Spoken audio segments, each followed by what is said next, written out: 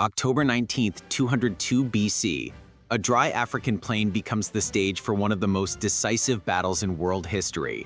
On one side, Hannibal Barca, the genius who shattered Roman armies at Cannae.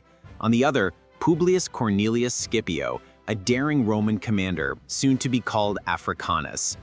The Battle of Zama would not only decide a war, it would decide the fate of the Mediterranean for centuries. Subscribe and join us as we dive into the battle that ended Hannibal's campaign. Introduction and context. The Second Punic War, 218 to 201 BC, was the ultimate showdown between the Roman Republic and Carthage for control of the Western Mediterranean.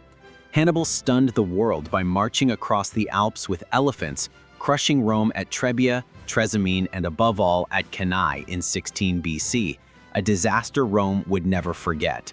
But Rome refused to surrender. They adapted, avoided pitched battles with Hannibal in Italy, and slowly strangled Carthaginian power elsewhere, especially in Spain.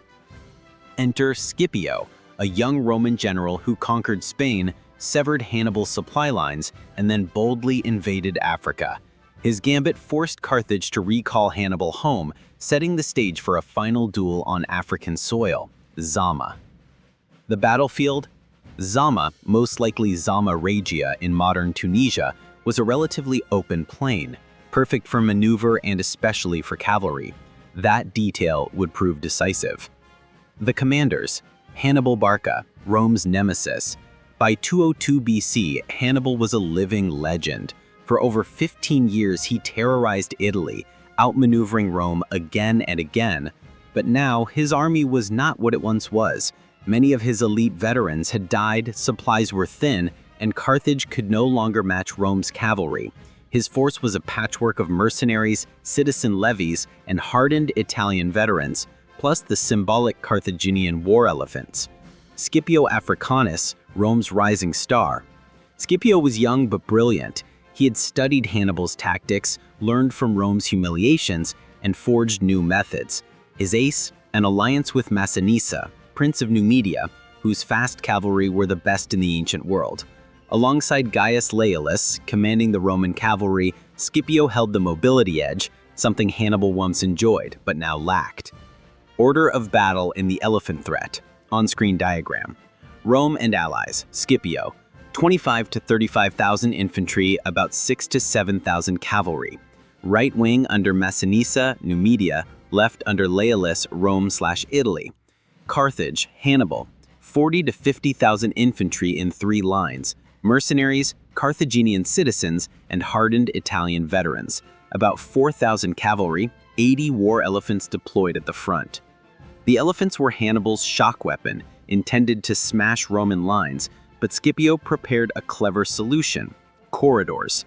Scipio's plan: Roman maniples were arranged in columns with deliberate gaps, corridors designed to channel charging elephants harmlessly through. Light troops, velites, would pelt them with javelins, while trumpets and shouts panicked the animals. Meanwhile, Scipio counted on superior cavalry. If his wings held, they could circle back and smash Hannibal's infantry from behind. Hannibal's 3-line formation. Hannibal's infantry stood in 3 distinct echelons. First line, mercenaries and foreign troops, meant to tire the Romans. Second line, Carthaginian citizens holding the line. Third line, battle-hardened Italian veterans, his ultimate trump card. The plan was to wear Rome down layer by layer, then unleash the veterans for the kill.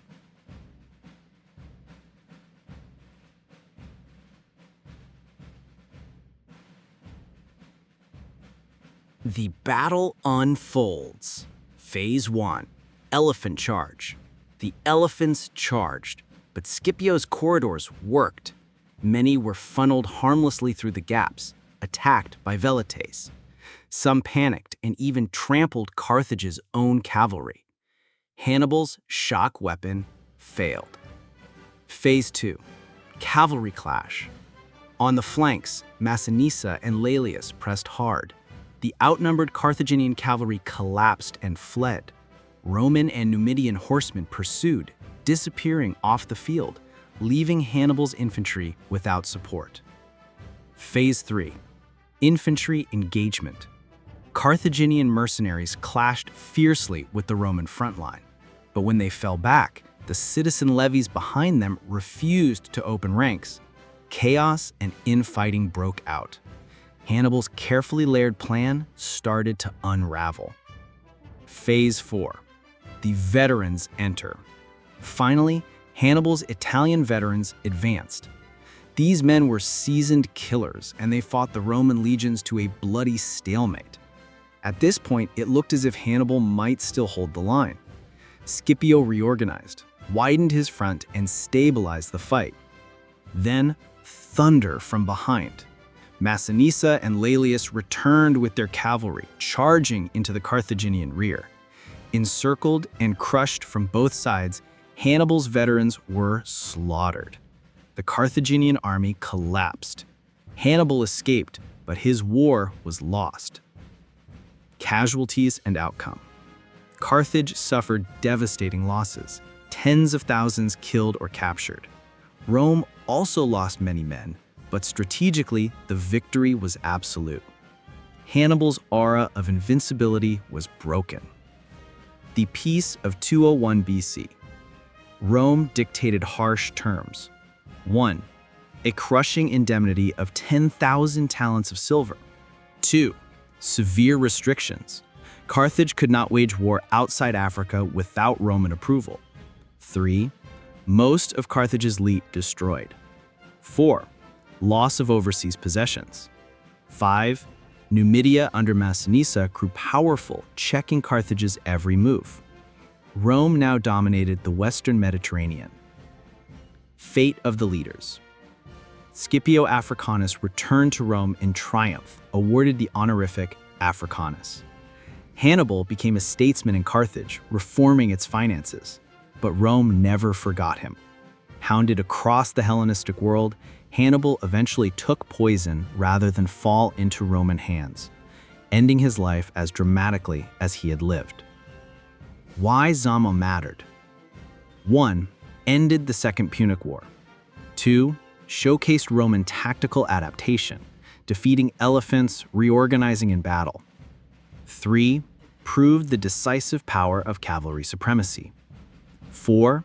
Cemented Rome's rise as Mediterranean hegemon. 5. Doomed Carthage to decline, leading to its destruction in the Third Punic War. Lessons of Zama. Scipio's corridor formation neutralized Hannibal's elephants. Superior cavalry and alliances decided the battle. Discipline and flexibility allowed Rome to endure Hannibal's veterans. Hannibal's genius was not enough without resources and support. Conclusion. The Battle of Zama was not just Rome's victory over Carthage, it was proof that adaptation, alliances, and timing could turn the tide even against the greatest of generals. Do you think Scipio won because of his brilliance, or because Hannibal no longer had the army he once commanded? Let us know in the comments below. And don't forget to like, subscribe, and share for more epic history.